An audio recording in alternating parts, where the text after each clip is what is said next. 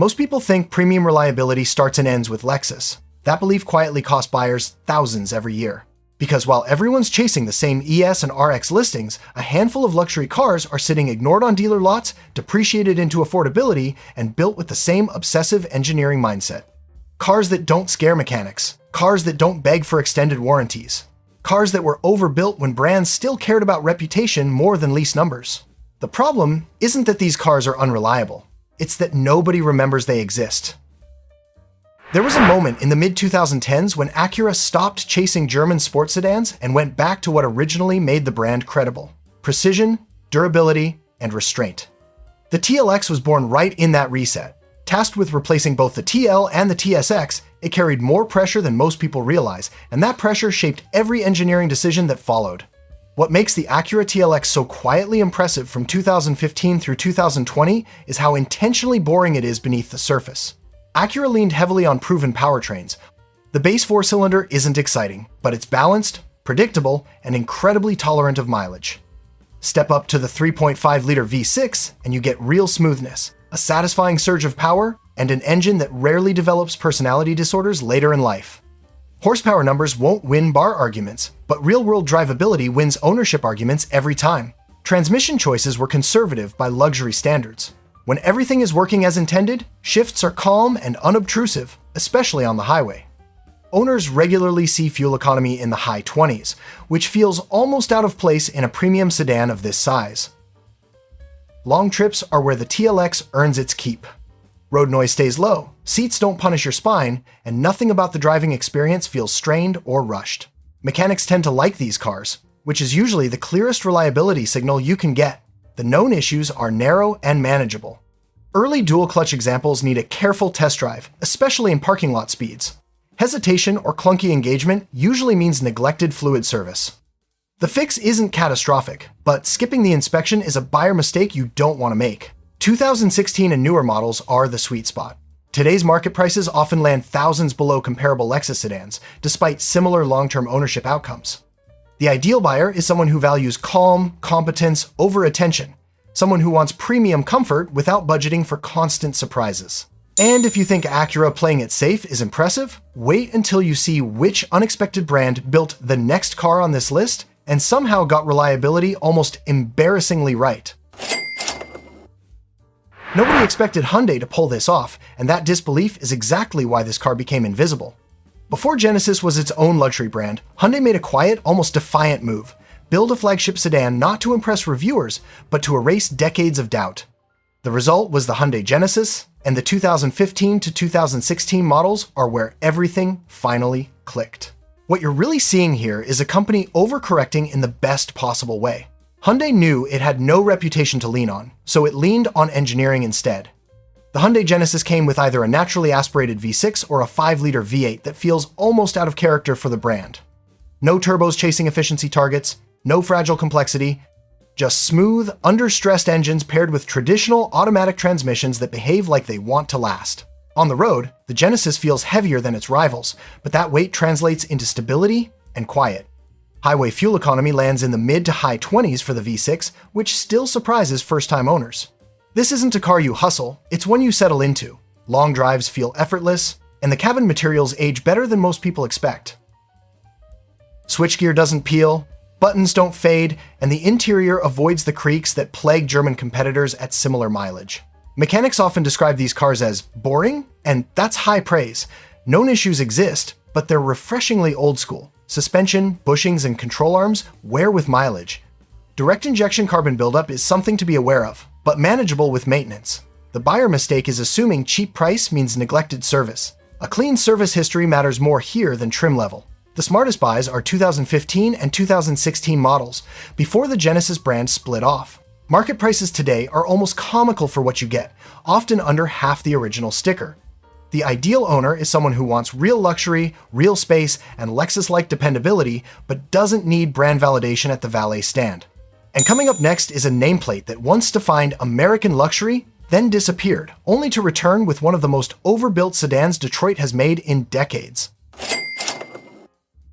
Real quick, if this is the kind of car talk you've been looking for, hit like, subscribe, and tell me what city you're watching from. It helps the channel reach the right buyers, And it keeps these videos coming.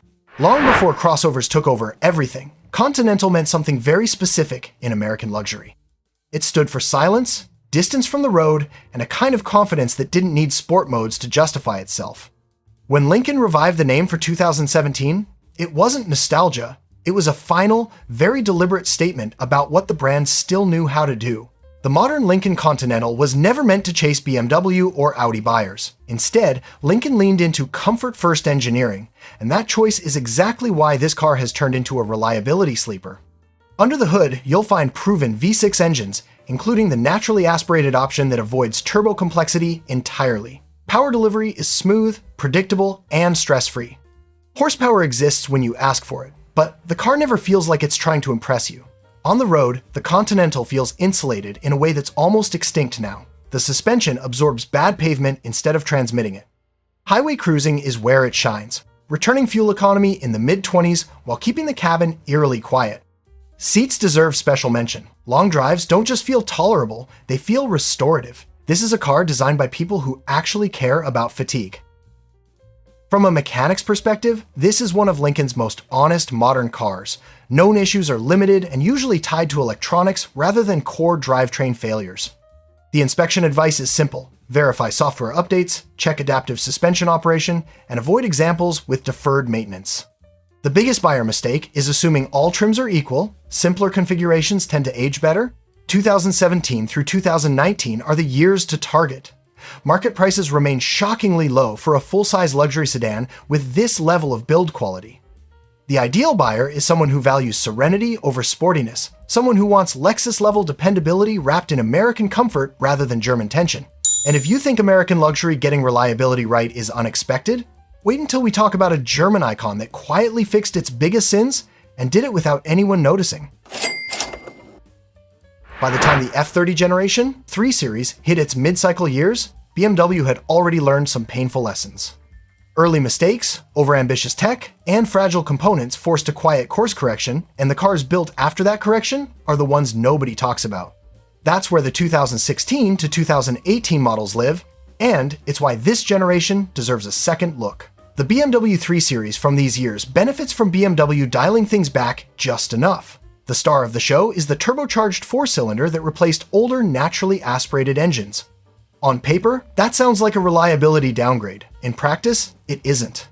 Power delivery is smooth, torque comes in early, and when properly maintained, this engine has proven far more durable than BMW's reputation would suggest.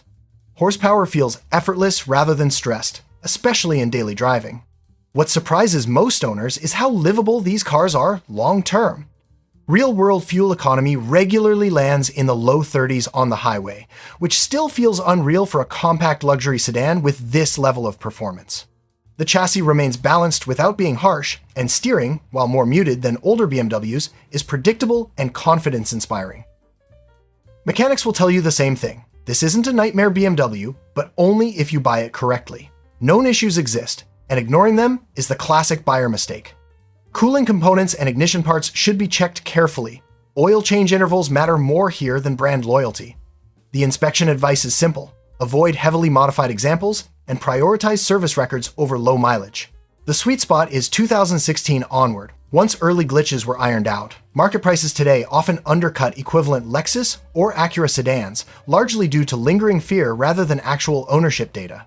The ideal buyer is someone who wants a premium driving experience, strong fuel efficiency, and reliability that's closer to Japanese than German, as long as they respect maintenance schedules. And now that we've covered the German redemption story, the final car takes us back to American performance luxury, one that quietly blended power, comfort, and durability better than almost anyone remembers. Walk into most used car conversations and mention Cadillac, and the reaction is usually outdated stereotypes. Soft suspensions, electrical gremlins, old luxury buyers. What almost nobody remembers is that in the mid-2010s, Cadillac built one of the most technically competent sports sedans America has ever produced, and then failed to market it properly. The Cadillac CTS from 2014 through 2019 sits at the crossroads of that forgotten era. This was Cadillac's serious attempt to go head-to-head with German rivals using engineering instead of nostalgia. The chassis is stiff, the weight distribution is right, and the powertrain options were far more conservative than people assume. The naturally aspirated V6 is the reliability sweet spot, smooth, understressed, and paired with a transmission that doesn't behave like it's constantly negotiating with itself. On the road, the CTS feels planted in a way that still surprises first-time drivers. Steering is confident without being twitchy. Highway fuel economy in the mid to high 20s is realistic, not brochure optimism. It's a car that can commute all week, then eat highway miles without feeling loose or tired. That balance is rare, especially in a sedan this size. From a mechanic's angle, this is one of the most misunderstood cars of its time. Known issues are not catastrophic, but they are specific. Suspension components wear faster on rough roads, and neglected cooling systems can become expensive if ignored. The buyer mistake is chasing high-output trims without understanding the maintenance trade-off. Simpler configurations tend to age far more gracefully. 2015 onward is where refinement really settles in. Prices today are often shockingly low compared to what you get, sometimes closer to economy sedans than true luxury competitors. The ideal buyer is someone who wants real performance, credibility, comfort, and long-term durability, but doesn't need the badge to explain itself. If you're shopping smart right now, these cars aren't just alternatives, they're leverage.